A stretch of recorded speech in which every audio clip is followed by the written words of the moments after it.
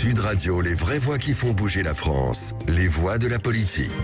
Les vraies voix de la politique à 19h30 sur Sud Radio, c'est jusqu'à 20h. 0826 300 300 pour réagir, débattre avec nos vraies voix que je vous présente tout de suite. Nicolas Corato, fondateur du comité de réflexion Place de la République, auteur du livre Grande plaidoirie et grand procès de l'art de l'éloquence depuis le 15e siècle. C'est aux éditions Iridium. Bonsoir Nicolas. Bonsoir Philippe, bonsoir à tous. Frédéric Sinclair est avec nous. Bonsoir mon cher Frédéric. Politologue, bonsoir, auteur de la refondation de la droite, c'est aux éditions Salvatore. Entrons dans le vif du sujet. Le premier tour, c'est maintenant dans 2 semaines. On y approche, c'est la dernière ligne droite. D'ailleurs, la campagne officielle débute ce lundi et à 15 jours du scrutin, l'entourage du chef de l'État se dit inquiet de la percée de Marine Le Pen. Si le chef de l'État était haut dans les sondages, sans doute avec l'effet de la guerre en Ukraine, force est de constater que depuis plusieurs jours, les courbes se resserrent. Il ne faut pas sous-estimer Marine Le Pen, dit un cadre macroniste.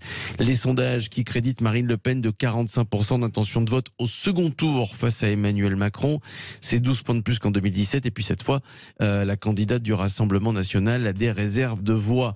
L'entourage d'Emmanuel Macron a-t-il raison de craindre la percée de Marine Le Pen? Vous votez sur les réseaux sociaux, le compte Twitter de Sud Radio, et puis vous nous appelez pour réagir. 0826 300 300. Tiens, on commence avec vous, mon cher Frédéric Sinclair.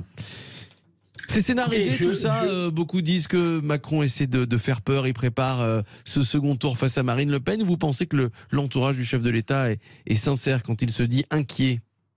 Je pense que l'entourage du chef de l'État est divisé, clivé sur cette question-là. Et c'est jamais bon, en fait, parce que à partir du moment où il y a une petite partie qui s'inquiète, l'inquiétude finit par gagner le tout. Et c'est dans ces moments-là qu'on fait des bêtises. Aujourd'hui, Emmanuel Macron, manifestement, en tout cas si on en croit les sondages, encore une fois, là on pourrait mettre des bémols, mais je n'ai rien d'autre sur quoi m'appuyer en tant que politologue. Donc je m'appuie sur les sondages et je dis que aujourd'hui, il conserve une confortable avance, à la fois au premier tour et au second tour. Donc, il n'y a pas de raison d'inquiétude majeure, même si, quand on regarde la dynamique d'Emmanuel Macron, on voit bien qu'il y a une dynamique positive au moment où la crise du Covid lui avait conféré le statut de protecteur de la nation, et puis ça s'était essoufflé. Et puis il y a une dynamique encore plus positive au moment du déclenchement du conflit russo-ukrainien, et puis c'est en train de s'essouffler. Et derrière ça, on a une Marine Le Pen qui est beaucoup plus solide que ce que beaucoup de commentateurs ont annoncé au moment où la percée d'Éric Zemmour lui a fait perdre à la fois des voix, des soutiens, et puis peut-être un peu de crédibilité.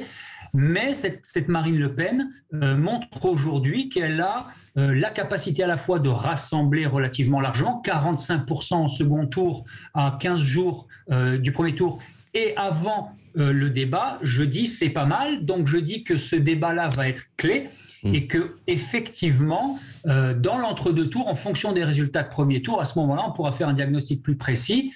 Je reste prudent, mais oui, il y a raison de s'inquiéter un petit peu. Elle va les chercher où, Nicolas Corato? Il lui manque donc 5% pour accéder à l'Élysée. Elle pourrait les trouver où, ces 5% qui lui manquent? Frédéric parlait du report de voix, c'est un vrai sujet. Il faut savoir que le soir du premier tour, une nouvelle élection commence. Avec de nouvelles références, on met les compteurs à zéro d'une certaine manière et il y a de nouvelles dynamiques qui vont se trouver à l'œuvre. Donc il ne faut pas qu'on imagine que le second tour est la continuation du premier tour. Le soir du premier tour, le président sortant, s'il est confirmé au second tour, va devoir s'inventer une nouvelle campagne électorale. Et ça va être d'autant plus difficile qu'il n'est pas en campagne. Et je pense que c'est aussi ça le sujet de l'inquiétude d'une bonne part de son entourage, c'est que c'est très compliqué de faire campagne uniquement sur l'actualité et sur son statut de président sortant, même si les circonstances l'exigent peut-être, pourquoi pas. Mais on voit bien que l'idée de faire une conférence de presse qu'il a faite pour présenter un programme très antisocial et puis de dire à ses partisans débrouillez-vous avec ça et puis regardons ce que ça impacte sur l'opinion publique, où on voit finalement que ça positionne Marine Le Pen à sa gauche d'une certaine manière sur un certain nombre de sujets et que ça fait monter Mélenchon. Je comprends l'inquiétude d'une certaine partie de l'entourage d'Emmanuel Macron. Donc oui, la vraie inquiétude, c'est pourquoi ne fait-il pas campagne? Et moi, j'ai jamais vu un président de la République l'emporter, sortant ou pas, ou un candidat l'emporter sans faire une campagne. Une campagne électorale, ça se fait. et il faut faire campagne. Et je pense qu'au plus encore qu'aujourd'hui, les Français ont besoin d'être convaincus. Et deuxièmement, le soir du premier tour, une nouvelle élection commence avec une nouvelle dynamique. Il ne faudrait pas que cette dynamique soit en faveur de Marine Le Pen. Chez qui elle pourrait trouver des voix Marine Le Pen, Éric Zemmour évidemment, une partie d'électorat de Valérie Pécresse. Une partie d'un électorat qui verrait d'un très mauvais œil le caractère, je répète, antisocial des propositions d'Emmanuel Macron. Donc une partie de la gauche qui cette fois ne voterait pas pour faire barrage à Marine Le Pen, par exemple. Et y compris la passivité ou l'abstention d'une partie de la gauche. Je pense notamment aux enseignants qui ont été particulièrement malmenés dans la présentation qu'a faite le président sortant pendant sa conférence de presse, et dont je pense qu'il s'est définitivement coupé de manière, à mon sens, irresponsable électoralement. C'est-à-dire qu'on ne peut pas insulter ou porter le fer ou la plaie ou le fer dans la plaie d'une partie de la population ou du corps social, et ensuite espérer que ces gens-là, au second tour, par civisme, viendraient voter pour vous. Il y a un vrai sujet sur effectivement la dynamique qui sera à l'œuvre le soir du premier tour. L'entourage d'Emmanuel Macron a-t-il raison de s'inquiéter de la percée de Marine Le Pen? Vous continuez de voter sur les réseaux sociaux et puis vous nous appelez 0826 300 300. Claude est avec nous. Claude des Hautes-Pyrénées. Bonsoir Claude. Oui, bonsoir. Bonsoir à vous mon cher Claude. Alors, tiens, je ne sais pas si vous avez voté sur les réseaux sociaux. Est-ce que vous comprenez l'entourage du chef de l'État qui commence depuis quelques jours à voir en Marine Le Pen une vraie menace? Oui, tout à fait. Même depuis quelques semaines. Donc il y a quand même tout un travail qui est fait par rapport à Zemmour pour le faire monter, pour pouvoir voler des voix à Le Pen, pour éviter donc qu'elle fasse un carnage par rapport à Macron. Voilà, ça c'est pour moi c'est assez évident. Mais il n'y a pas que Marine Le Pen qui porte des troubles par rapport à M. Macron. On a aussi Mélenchon qui porte des troubles. On a pas mal de personnes à la classe politique qui remettent en avant le bilan de ce monsieur, un bilan qui est catastrophique. Et dans l'entourage que j'ai, dans les personnes que j'ai autour de moi, bien qu'il y a des personnes de droite, de gauche, il n'y a personne qui va entendre parler de Mélenchon. Pas de Mélenchon, pardon, de Macron. De Macron. Vous allez voter, vous, Claude? Moi, je vais aller voter. C'est ça, je vais aller voter. C'est évident. C'est évident. Donc, moi, je passe. Alors, c'est encore pour parler comme ça. Il y a des choses qui me plaisent. Par exemple, chez Mélenchon, oui, pourquoi pas. Vous êtes sûr de vous aujourd'hui? Vous savez tout à fait, pour qui vous allez voter? Moi, j'ai Mélenchon-Roussel, vous voyez. Mélenchon-Roussel. Effectivement, comme Asselineau n'est pas là, ça aurait été Asselineau, j'aurais voté pour Asselineau. D'accord. Comme il a été évincé d'entrée de jeu. Voilà. Ce qui me plaisait, c'est le RIC. Vous voyez, c'est ce RIC qui était super important. Ce RIC qu'on retrouve chez Marine Le Pen. Donc vous faites partie de ces Français qui est encore indécis à 15 jours du premier tour. Indécis, mais ça sera Mélenchon-Le Pen. Oui. Peut-être Roussel, mais certainement pas Macron. Certainement pas quand on voit le carnage qu'il a fait au niveau social, industriel. C'est au niveau des affaires des différentes personnes qui l'ont entouré. Mais c'est un carnage. C'est un carnage complet. Alors, je comprends que je pense qu'ils doivent enfin s'apercevoir qu'il va s'écrouler et qu'il commence à flipper. Pour moi, c'est ça. Frédéric Sinclair, comment on peut expliquer ce décalage entre ce qu'on entend sur le terrain, cette haine d'Emmanuel Macron, et ce que l'on voit dans les sondages, quand même, un chef de l'État qui est crédité entre 28 et 30% pour le premier tour. Il y a un sacré décalage quand même. Et je pense que qui se trompe? Je pense que personne. Très honnêtement, je pense que ça traduit simplement la fracture dans le pays entre on va dire le peuple, voilà, pour faire simple, et les élites. On a 30% de boomers bobos CSP+, qui sont globalement satisfaits d'Emmanuel Macron, et quand ils ne le sont pas complètement, qui ne voient pas dans les partis de gouvernement traditionnels, parce que c'est les seuls qui le regardent, une alternative qui lui soit supérieure, sachant qu'ils anticipent toujours que ces partis de gouvernement vont fournir des éléments, des personnalités, comme ça a été le cas pour la droite, Édouard Philippe, Bruno Le Maire, Gérald Darmanin, qui vont permettre à Emmanuel Macron de rebondir et de constituer un gouvernement solide pour la deuxième fois, enfin solide de leur point de vue, pour le deuxième quinquennat. Face à cela, on a qui? On a Claude qu'on vient d'entendre, qui dit, regardez, moi j'ai l'impression que son bilan est catastrophique, c'est-à-dire qu'en fin de compte, il n'y a rien pour sauver Macron. Donc on a une vraie coupure, mais cette coupure, Macron incarne quoi? La coupure qui existe entre Claude, et j'allais dire, et Marie-Chantal. Marie-Chantal se satisfait dans son 16e bourgeois je caricature un peu, pardon, mais un peu. Macron. et puis Claude en Haute-Pyrénées se dit, excusez-moi, mais moi le 16e parisien, ça me paraît complètement délirant. Ils font n'importe quoi, ils amènent le pays à la faillite. Nicolas Corato, quel est l'adversaire préféré aujourd'hui d'Emmanuel Macron? Éric Zemmour ou Jean-Luc Mélenchon?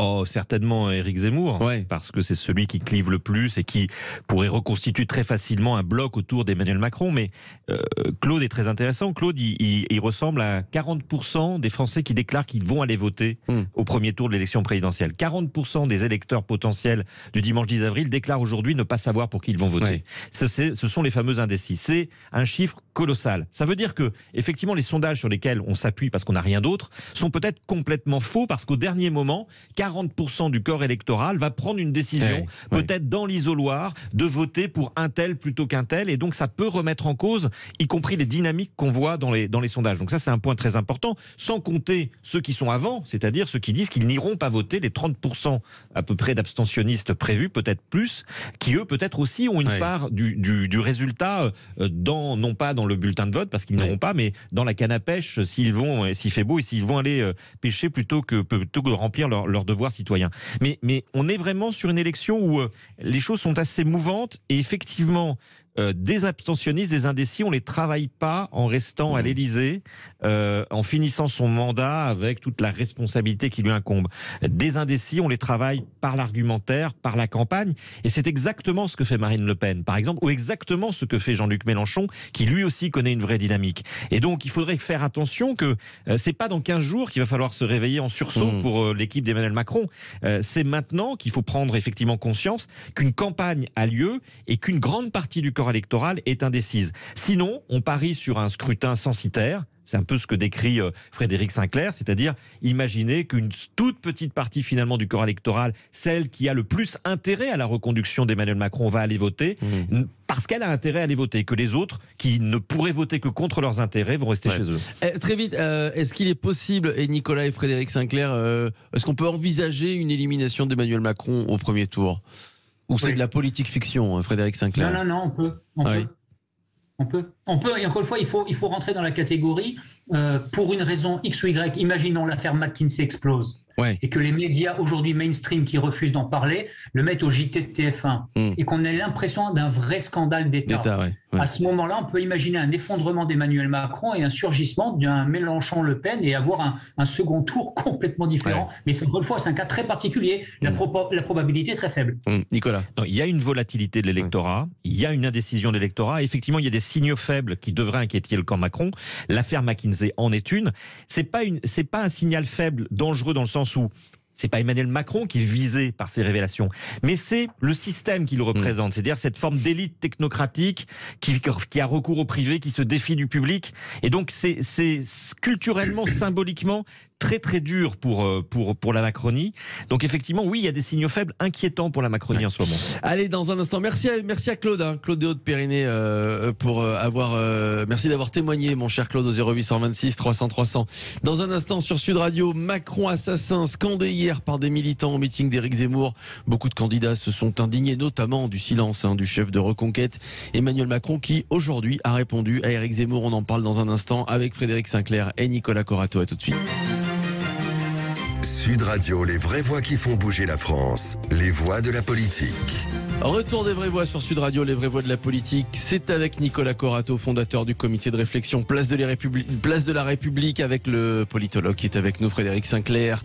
Macron, assassin, on en a beaucoup parlé. Voilà ce qu'ont scandé des militants d'Éric Zemmour hier au meeting du Trocadéro.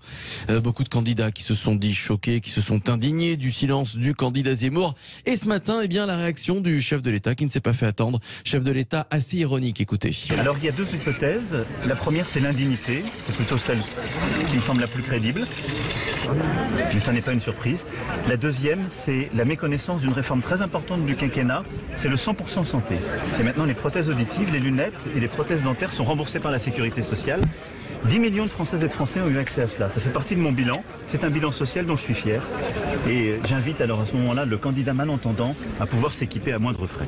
Et voilà l'ironie du chef de l'État. Alors Éric Zemmour a répondu à Emmanuel Macron. Il sait très bien, dit-il, Éric Zemmour, il a déjà fait des meetings, il sait très bien qu'on n'entend pas tout ce qui se passe, il sait bien qu'à la tribune on n'entend pas tout ce qui se dit. Ce sont des mauvais procès, on parle d'une chose mineure. Quant à l'ironie d'Emmanuel Macron, Éric Zemmour a qualifié ça et a dénoncé une plaisanterie de garçon de bain. Voilà. Le candidat malentendant, c'est ce qu'a dit Emmanuel Macron, c'est une plaisanterie de garçon de bain. Plus sérieusement, Frédéric Sinclair, alors est-ce qu'il est possible déjà, parce que bon, c'est ça le fond du sujet, qu'Éric Zemmour, je rappelle, qui a condamné les Macron assassins, qu'il n'a pas entendu, est-ce qu'il est possible qu'Éric Zemmour n'ait pas entendu ce qu'ont scandé les militants hier? Il y avait 100 000 personnes autour d'Éric Zemmour au Trocadéro, c'était un meeting en plein air, il faut le rappeler. Donc, possible, tout est possible. Moi, je ne tiens pas à remettre en cause la parole de qui que ce soit, ouais. C'est pas mon sujet. Il me semble qu'il y a un sujet politique derrière. Il y a même plusieurs sujets politiques. On vient de parler de la possible non-réélection d'Emmanuel Macron et de l'inquiétude que ça suscitait dans son camp. Moi, je serais dans le camp macroniste, je m'inquiéterais de sa possible réélection. Parce qu'à mon avis, et c'est la remarque de Philippe Poutou, ça va se jouer dans la rue. Ça va mal se passer. Si Emmanuel Macron est réélu, parce qu'il y a toute une partie de la population, et notamment ceux qui criaient Macron assassin, et c'est pour ça que je commence par là, ces gens-là ont une logique parfaitement construite derrière leur haine. Et ces gens-là ne sont pas prêts à faire confiance à un président après ce qu'ils ont vécu pendant 5 ans et à lui donner les clés du pouvoir 5 années de plus. Ce qui veut dire que je serais eux, je ne jouerai pas la tactique politicienne, j'instrumentalise une partie des militants Zemmour pour atteindre le candidat.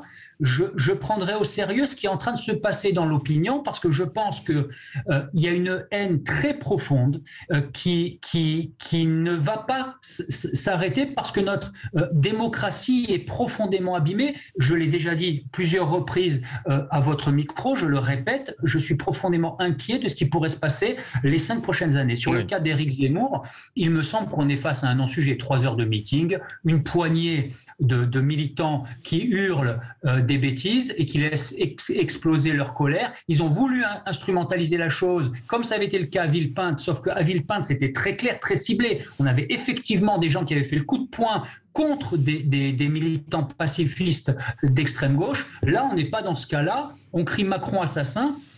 La question, c'est pourquoi ils crient ça? Après, pourquoi ils en ont après Emmanuel Macron? On peut pas reprocher les mêmes choses à Éric Zemmour. On n'est pas dans une enceinte fermée, on ne sait pas qui a crié, on ne sait pas pourquoi, combien de temps, ça dure très peu de temps. Il me semble que c'est un faux procès. Bon, est-ce qu'il a eu raison de répondre, le chef de l'État, Éric Zemmour? Oui, je pense on parlait tout à l'heure du fait qu'il ne faisait pas suffisamment campagne. Sur ces sujets-là, il doit répondre. Après, ce qui s'est passé... Pardonnez-moi Frédéric, ça montre aussi, ça confirme que Éric Zemmour, qui veut diriger l'État, n'arrive même pas à maîtriser ses militants, ses sympathisants.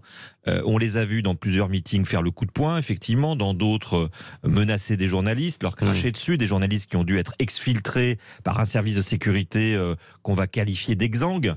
Et puis, au Trocadéro, on cible et on vise et on désigne le président de la République sortant comme un assassin, ce qui est quand on sait ce qu'est l'extrême droite, ce qui est très grave, c'est-à-dire que on sait que quand l'extrême droite désigne quelqu'un sans preuve et sans aucun objet comme un assassin, c'est le désigner à la vindicte populaire, effectivement une forme de violence. Je rappelle que dans notre pays, l'extrême droite tue. Et il n'y a pas si longtemps, quelques jours, boulevard Saint-Germain, l'extrême droite a tué un innocent, sans aucune raison valable. Donc, ce degré de violence, il est très inquiétant. Et moi, il ne cesse effectivement de m'inquiéter. Donc, par rapport à ça, la réaction d'Emmanuel Macron, elle me paraît mesurée, elle me paraît complètement en phase. Le vrai sujet, c'est effectivement de prendre à bras-le-corps cette question de la violence en politique. C'est pas anodin, c'est pas anecdotique. La gifle sur Emmanuel Macron n'était pas anecdotique. Et elle venait des mêmes milieux. Je dis pas qu'elles viennent des mêmes milieux que ceux qui... Mais c'est la même histoire. C'est les mêmes factieux d'extrême droite qui organisent finalement une montée en charge de la violence, y compris physique, qui est une violence qui tend finalement à museler la démocratie, à mesurer le débat public, à le museler d'une certaine manière. Et donc, oui, il y a un vrai danger, et c'est quelque chose que le président de la République ou n'importe quel autre candidat doivent prendre absolument au sérieux. Il y a un vrai danger qu'effectivement, une fois le second tour passé, et quel que soit le président ou la présidente élue, la violence et l'essentiel du débat public ne se retrouve plus dans les urnes, parce que les urnes ne seraient pas légitimes, mais se retrouvent dans la rue. Dans la rue. Est-ce qu'il pourra gouverner? C'est ce qu'a dit Frédéric Sinclair. Selon lui, ce sera difficile de gouverner si jamais il était réélu, Emmanuel Macron. Gouverner déjà, puisque vous l'avez dit, il y aurait beaucoup de violence dans la rue, des manifestations, des rassemblements, et puis aussi, il faut penser aux législatives, l'élection d'après. Est-ce qu'il aura une majorité? Je ne veux pas être aussi tragique que Frédéric. Je pense que les institutions de la Ve République sont suffisamment fortes pour gouverner et diriger un pays, même en cas de crise, mais à quel prix? À quel prix social? À quel prix politique? À quel prix démocratique? C'est-à-dire que si les 5 ans qui viennent, c'est de nouveau, ou c'est encore plus, un État qui finalement est obligé de se réfugier derrière la sécurité, derrière ses forces de l'ordre, pour appliquer une politique économique, une politique sociale, moi je pense qu'il peut aller au terme de son mandat, mais à quel prix pour la population et pour notre système démocratique? L'élection d'après, ce sont les législatives, Frédéric Sinclair. Là encore, est-ce que Emmanuel Macron peut espérer avoir une majorité autour de lui? On sait que beaucoup de LR réfléchissent déjà à ça et se disent prêts à organiser une majorité autour du chef de l'État. Exactement. Est-ce qu'elle est acquise, cette majorité, pour Emmanuel Macron si jamais il était réélu? Eh bien non, ça va dépendre comment il est réélu, ça va dépendre comment il va faire campagne pendant ces 15 jours, ça va dépendre de la manière dont il va traiter LR pendant ce temps-là. Vous avez vu qu'il y a un silence total sur Valérie Pécresse pour le moment. Ça va dépendre comment Nicolas Sarkozy se mobilise pour ramener des électeurs LR à Emmanuel Macron, qui va être terriblement en manque des électeurs, des candidats LR à la députation, qui va être Emmanuel Macron terriblement en manque de majorité, si on pense à LREM strictement, parce qu'il va avoir du mal à renouveler l'exploit de la fois passée. Donc il y a un vrai enjeu pour Emmanuel Macron, au-delà du MoDem et au-delà d'Agir qui lui sont déjà acquis. Comment faire pour élargir, avoir une majorité? Mais indépendamment de cette question-là, simplement cette petite polémique-là qui vient de naître.